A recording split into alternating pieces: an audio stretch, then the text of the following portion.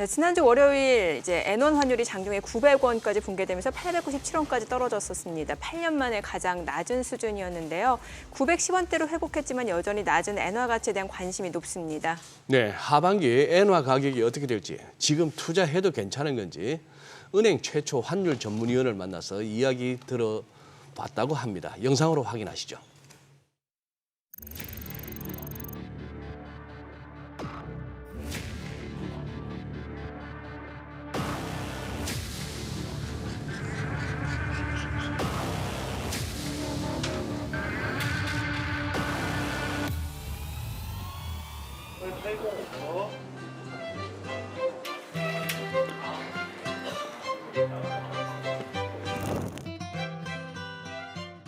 지금 N1 환율 같은 경우에는 역사적 저점이라고 이제 얘기들이 나오고 있는데 BOJ 정책 영향이나 일본의 경제 펀더멘털이 좋지 않고 무역 수지가 지속되는 상황에서 N1 환율은 지속적으로 조금 더 떨어질 가능성이 있고 저점은 한 880원 정도 수준이 될 것으로 예상해 볼 수 있을 것 같은데요.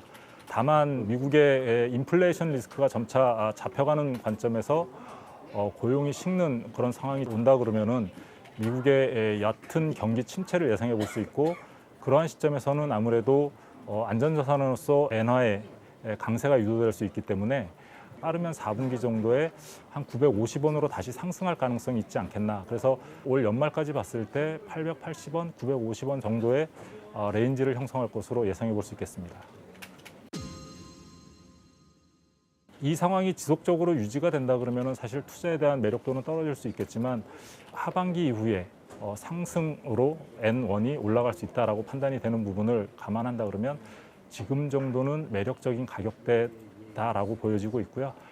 적정 목표 가격을 설정하셔서 분할해서 매수하시는 전략으로 접근하시면 좋을 것이다라고 판단이 됩니다.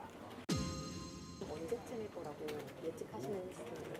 사실 그 통화 정책을 변경한다든가 하는 측면은 빨라도 내년 하반기나 돼야 되지 않을까라고 현재 예상해 볼 수 있겠습니다.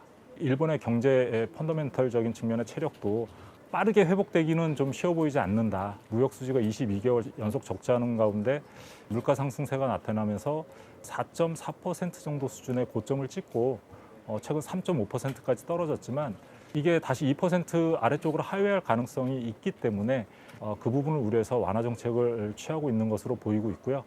여기에 엔화는 아무래도 재정 환율이라는 측면에서 달러 기축통화를 기준으로 양통화에 대한 경제 상황과 또 통화 변동성이 반영되는 부분이 있기 때문에 단순히 사고 파는 매매 전략만 관심을 가질 게 아니고 보다 복합적으로 판단해야 되기 때문에 투자하는 데 있어서 좀 더 많은 그 시간과 노력이 투자되어야 될 것으로 판단해 볼 수 있을 것 같고요. 내가 어느 시점에 사서 어느 정도의 이익을 취할 것인지 그러한 부분을 미리 고려를 해서 자체 해지를 할 수 있는 그러한 전략을 사전에 수립하는 것이 좋겠다라고 생각이 됩니다.